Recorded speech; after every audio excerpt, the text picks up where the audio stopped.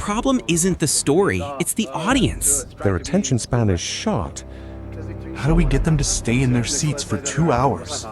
We don't give them a reason to leave. Every frame, every design you see here, it has to be more interesting than anything happening on their phones. It has to be a world they want to live in, even if it's just for an evening.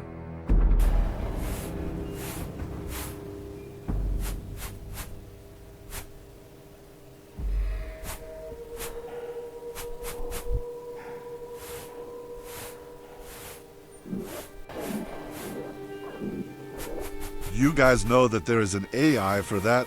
I can help out until I have my next scene. What do you think? Should I take it from here? In the history of cinema, there are the films that defined a generation, and then there are the legends, the colossal visions that were simply too grand, too ambitious, too wonderfully strange to ever reach the silver screen. At the top of that list is Adam Hart Mother. It was meant to be the definitive vision of the future, a celluloid dream of a perfect world powered by a technological heart.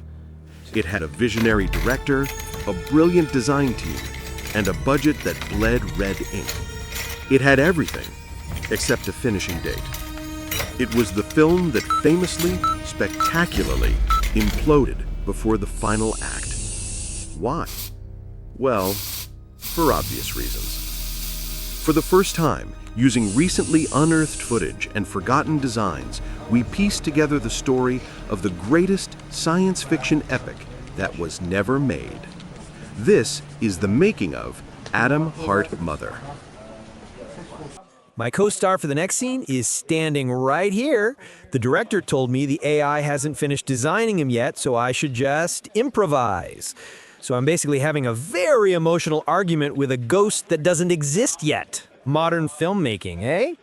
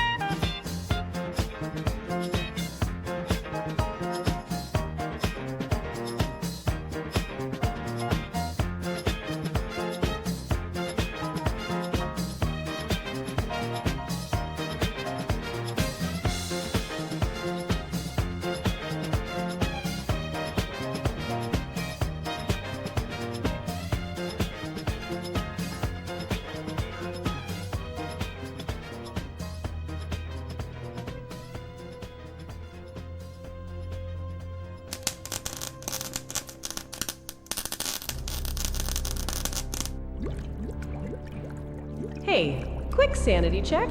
We're positive this is the pretty bubble setting and not the accidentally vaporize the lead actress setting, right? Just want to be sure.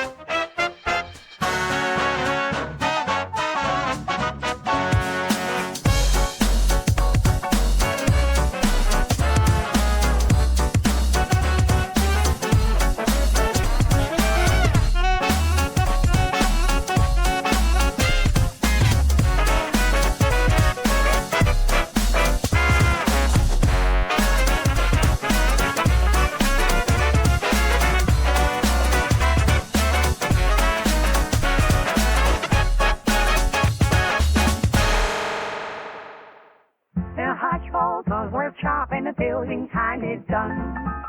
And the mighty blue comes creeping one by one by one. They painted all the shadows and they blessed it all with light. And the teak wood starts to start right in the middle of the night.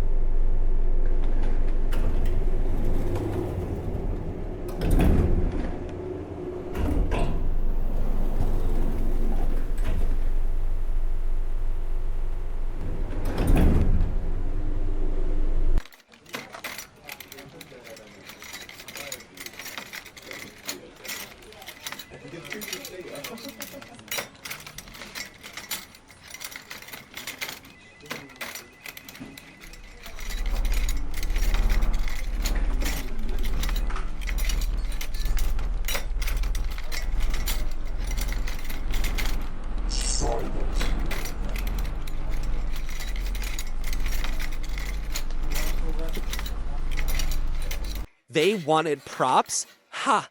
I don't make props. I manipulate reality.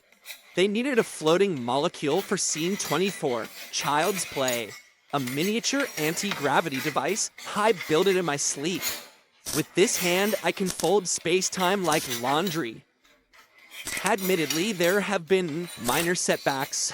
My lunch keeps ending up in last Tuesday, and we accidentally sent the lead actor's toupee back to the Renaissance. But a small price to pay for cinematic genius, wouldn't you agree? You see this? This isn't just a prop. It's the central thesis of the entire film. It represents the great paradox of modernity, our obsession with wrapping our fragile, beating hearts in the cold, perfect chrome of technology. We build these magnificent machines, these atom hearts, hoping they'll solve all our problems. But we forget that a machine can't feel. It can only function. It is, if you will, the loneliest object in the world. Okay guys, looking fantastic. Really feeling the future. Just one tiny note, but let's make it even more futuristic.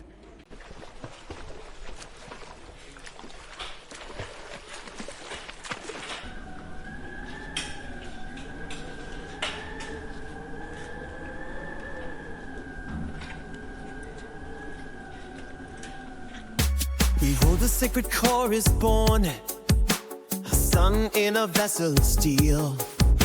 The endless night is now forlorn, a future bright and real. There is one pulse of frost divine, 1,000 cities start to gleam. It's like this power will be thine, a waking wondrous dream. Some heart, divine beat. Some heart, I can't see you must show. Some heart,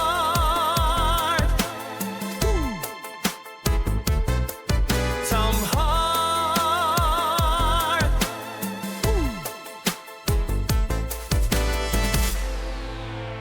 Ciekawe, w tej folk.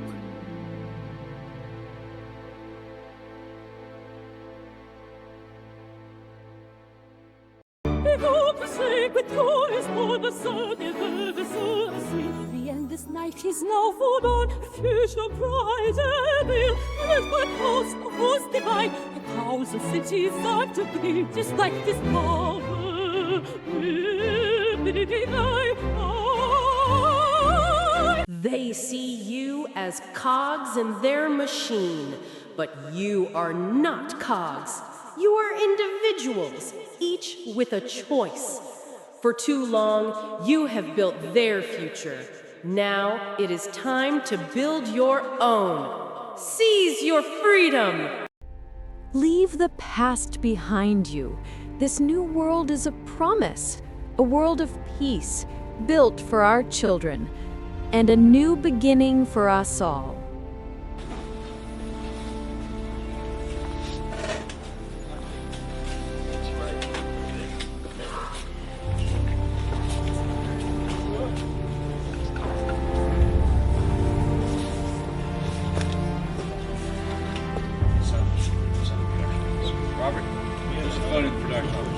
Yeah, I was using it.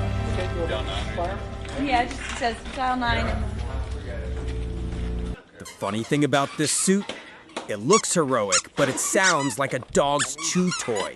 We tried filming this big dramatic stare down, and all the mics picked up was squeak, squeak, squeak with every tiny movement. It's hard to save the universe when you're making that much noise. We had to do a lot of takes. Lights, camera, action.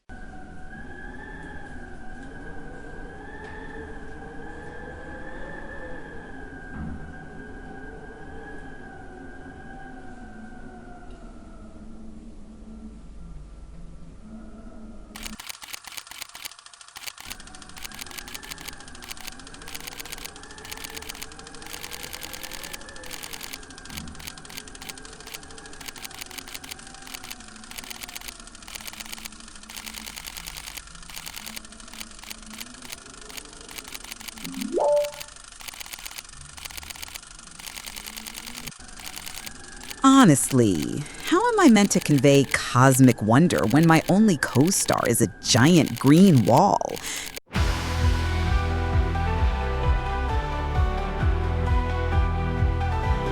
Towers of glass that stretch the vacant sky. The sons of makers watch the world drift by. A garden built on gears, a sun that never sets, forgetting all the toil, ignoring all the debts. Down in the deep, where daylight is a dream, 10 hours on the clock, beside the hissing steam, the heart machine groans out a metal sigh, while on the surface silent airships fly.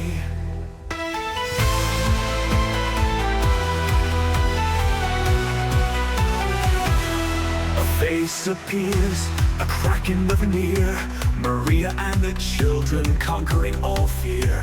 She points a fragile hand towards the golden youth. Behold your brothers, a devastating truth. And Freya, prince of all this sunlit grace, sees the hollow horror in this perfect place, and follows her descent to find the world below. A seed of change in darkness starts to grow.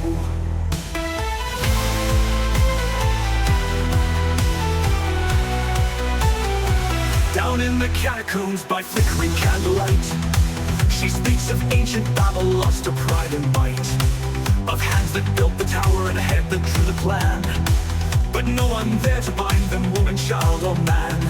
She preaches of a future prophecy to keep, a mediator's coming from the silence of a sleep. The heart must join the thinking head and toiling hand, and in the shadows Freya starts to understand.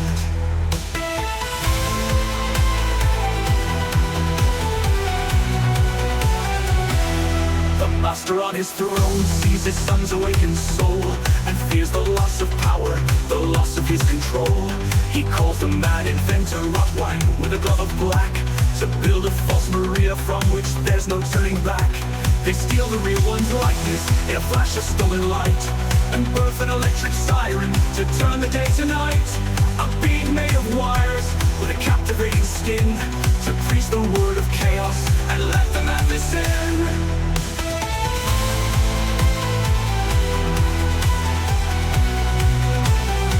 The metal witch is dancing with a wild and wicked gaze. The wealthy sons all clamor, lost within her maze. Then down below she whispers of rebellion and of fire, to feed the workers' anger, their desperate desire. Death to the machines, the false Maria cries, reflecting burning hatred in her cold, unblinking eyes. They smash the heart machine and wave a vengeful glee, and float their own dark sea for all the world to see. The waters rise, the children weep, a panic starts to spread. The workers realize the lie their hollow queen has fed. They drag her to the public square to burn her for her sin, and watch the flesh melt from her, revealing steel within. High on the cathedral, a final frantic chase. Freda saves the true Maria in that dark and holy place, while his father watching finally feels his cold heart break for his son, his city, and his terrible mistake.